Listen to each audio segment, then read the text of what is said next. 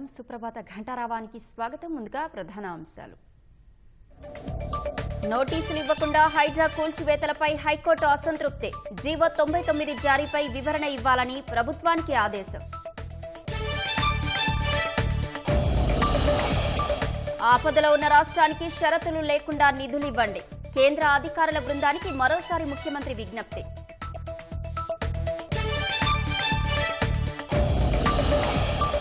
Indoor తరహాలో greater Hyderabad ని అభివృద్ధి చేద్దాం. ప్రణాళికలు రూపొందించాలని అధికారులకు సీఎం ఆదేశం.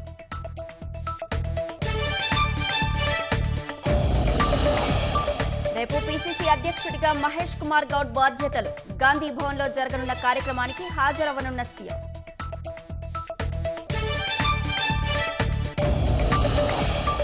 జమ్మూ కశ్మీర్లో ఉగ్రవాదులతో ఎదురుకాల్పులు. అమరులైన 2 సైనికులు, మరో 2కి తీవ్ర గాయాలు.